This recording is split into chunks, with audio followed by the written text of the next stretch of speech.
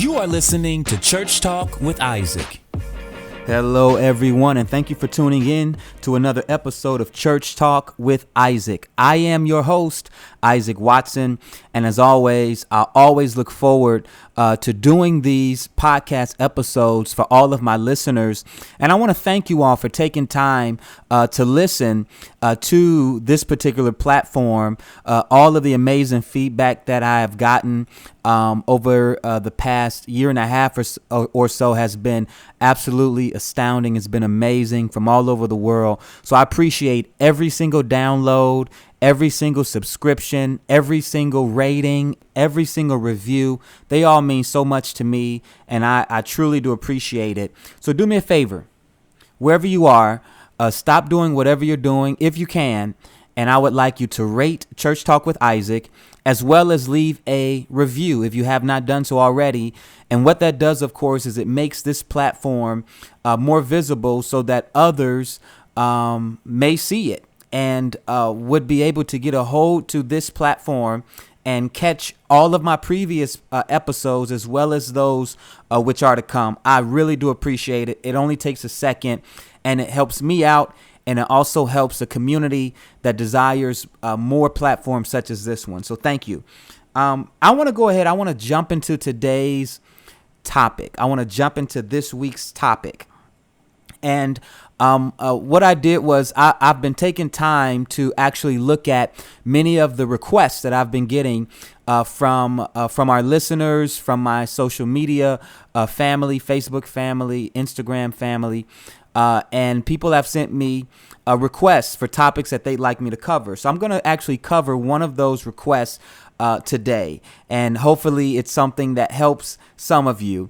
Hopefully it helps all of you, because although I'll cover it from a particular angle, it's something that can also be applied, I believe, to everyone. Now, this topic I'm going to deal with today is a question. The question is this: should my leader be involved in my dating life? Listen, this is to all of the unmarried, dating, single people who are who date, who court, who's looking to get married, who's looking for companionship. This is for you. But again, I'm going to try to cover it in a way to where it hits a particular angle of not just dealing with those who desire companionship, but should my leaders be involved in my personal affairs? All right.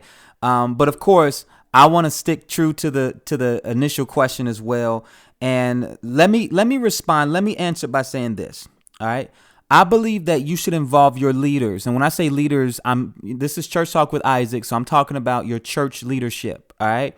And I believe that you should get your leaders involved within your personal affairs, or even involved within your dating life, as much as you feel like they should be involved. All right. But that should be based upon your leader's ability to help you and also give you wise counsel and also present a balanced perspective of your situation. Now, the reason why I'm not making this an across the board, your leader should be 100% involved in all of your personal affairs, is because I have seen aspects of control, aspects of almost condescending or like intruding into someone's personal space. And quite honestly, what that can do is it can make people actually push them away and make them not want to open up or let you in to their personal affairs. But I will say this, because I am a senior leader of a local church. I do have people that I father, people that I mentor, people that I disciple. And I think that it is an asset when you do let your leaders into your personal affairs. But your leaders should not have to force themselves into your personal affairs. All right. Now, the reason why I say that is because people can only help you to the degree that you allow them to help you.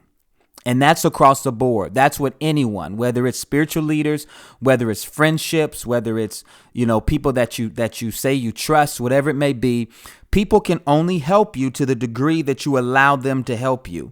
But I believe particularly when we are dealing with dating relationships or someone who may be a prospect, someone who you may be interested in marrying or being with long term, whatever the case may be, I think that it is to your best interest to get your leaders involved. And the reason why I say that is one of the things that you have to ask yourself, the one who's looking to date, the one who's looking to court, the one, and I've done previous episodes on dating earlier on in Church Talk with Isaac, where I've done episodes on dating, courting. Me and my wife have done episodes together on marriage, so forth and so on.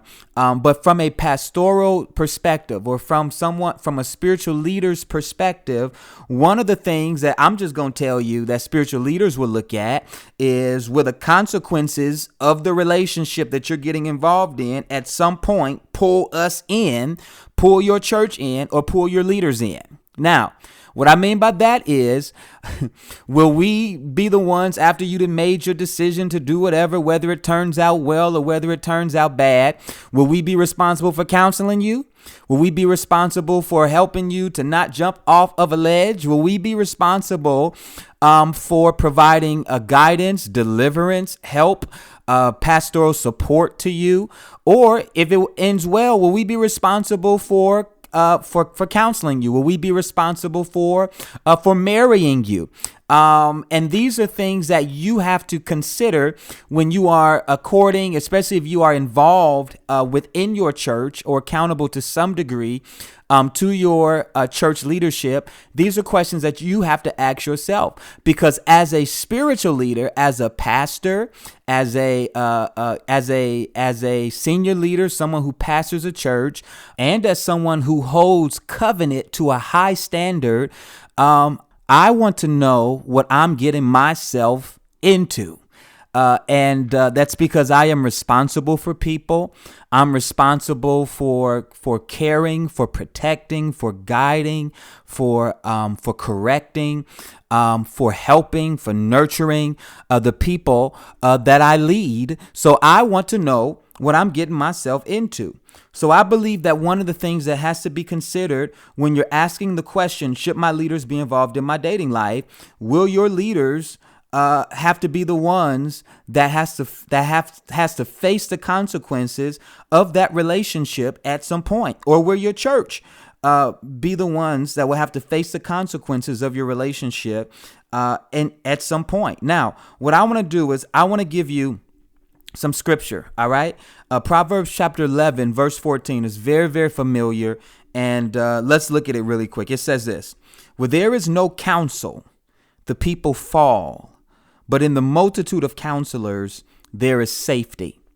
All right. Where there is no counsel, the people fall, but in the multitude of counselors, there is safety. In other words, there is always safety when you get people, wise counsel, involved in your decisions. Now, I'm not saying that you have to. I've seen a lot of legalism. As I said earlier, I've seen a lot of control where leaders will make you feel like you have to get them involved. I'm not saying you have to do anything, but it is wise for you to get others involved in serious decisions. I've seen so many people make hasty decisions, just not with marriage. I mean, just all kinds of haste, just everywhere, just haste, just everywhere. All right. And whether it's moving, whether it's relocating, whether it's dating or getting married, whether it's job opportunities, whatever it may be. There are sometimes consequences when there is no counsel. I want to actually look at one of the words. It says this: where there is no counsel, the people fall. Let's look at the word fall. All right. That word fall, one of the definitions of the word fall is abandon. All right. So in other words, where there is no counsel, the people abandon. What that literally can mean is that people can actually abandon what they were intended to do.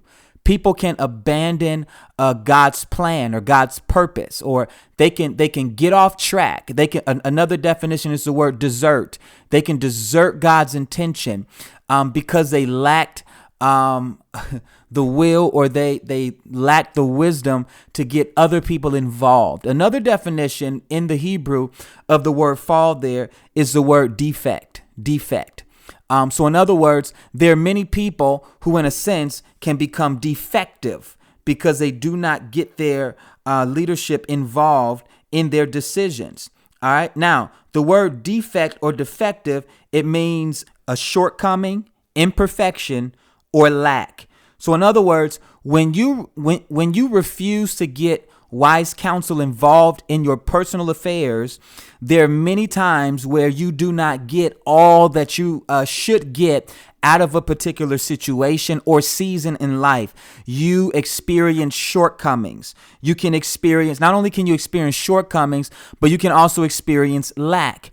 And I'm not talking about financial lack per se, but I'm talking about the lack of resource, the lack of strength, the lack of guidance, the lack of direction, the lack of sobriety, the lack of focus, the lack of confidence, the lack of peace, which is a huge one. There can be lack that you experience in your life because of your inability to get others involved in your personal affairs, even including your dating life. So I do believe that it is wise. Now, this is what I do want to say. You don't, depending on the nature of the relationships within your church, I'm not saying that everyone has to necessarily get their senior leadership involved, but if there are pastors, if there are other leaders that are involved, if there are counselors, if there are mature believers, mothers and fathers that are a part of your local assembly or your spiritual or Christian community, it is wise to get others involved, just not friends and people who just want to see you, booed up, just people that just want to see, they tired of seeing you by yourself and they'll just tell you anything or tell you to get with any. I'm talking about people who literally have the wisdom of God, the counsel of God that will give you unbiased advice because they literally want to see you be the best version of who God has called you to be. And they want to see you blessed. They want to see you happy, and they want to see you successful. These are the type of people that hears from God, people that has a relationship with the Holy Spirit, people that are accountable themselves, that make wise decisions, people that have balance in their life, that you can trust what they have to say because they don't have any ill feelings or even they don't have any devious intentions regarding you. It is important for you to get these types of people involved in your life, whether it's your senior leadership or pastors, or whether they are pastors or leaders or elders or mature believers within your church community. I do believe that it is the safest when you do not try to do life by yourself, when you don't try to make these decisions by yourself. And sometimes it can be difficult because quite honestly, when you are in seasons in your life where you're tired of being by yourself, you're tired of failed relationships, you're tired of dating and just it just seems like you're never finding the right person. I want to ask you, how much do you get people involved? How much do you get leaders involved? Just not friends, but how much do you get leaders involved? And I believe that when you get leaders involved, again, you don't have to do anything. But when you do get leaders involved, I do believe that it does help your success rate. Doesn't mean that it's always going to work out, but I do believe that you can learn from the experience and the wisdom of others to help you from experiencing falls, shortcomings, defects, as well as lack in your life, and they can help you to get set up for success. So listen, it varies from person to person, depends on the nature of the relationship, especially if you're close with your leaders. Or you believe yourself to be close with your leaders, they believe you to be close with them. I think that it is important that you get them to some degree involved, or at least make them aware of decisions. Hear me. How about this one? Before you actually make the decision. That's a huge one, because there are many times where people may come to the leaders after they've already made the decision to do what they're going to do. And literally what that can do is it can limit the influence of that leader because you've already made a decision. So if that leader agrees or they're with it, that's great. But if they have a differing view, then it actually muzzles them, because it would literally mean that you would either have to just continue on, with your plans, or you would have to retract if you find that their wisdom is the best decision. So it's always, I believe that it's also best to get them involved before you actually make the decision, and use the wisdom of the leaders that are around you, the multitude of counsel that's around you. Use that wisdom to make a mature, sober decision regarding your relationships. So listen, I hope this helped you. I don't think this was a long episode. It wasn't. It was under 20 minutes. So I hope this blessed you once again. I'm gonna continue to kind of answer some of the questions and topics that many of our viewers they send. And if this helped you, I would love to hear your feedback. Reach out to me on social media. Maybe tag me in something, a quote that you may have heard, and tag me, and I'll reshare it on Instagram. I'll reshare it on Facebook. And hopefully we can continue on with these types of conversations. I also want to encourage you to go back and listen to some of my previous episodes that I've done on relationships. I've done a few of them, and they were differing in topic and scope. But I've done topics. If you go back and look at episode 10, I did an episode called Saved, Single, and Ready to Mingle. I did a 10 and 11, episodes 10 and 11. I did a part 1 and 2. I did an episode entitled Will You Wedding Me?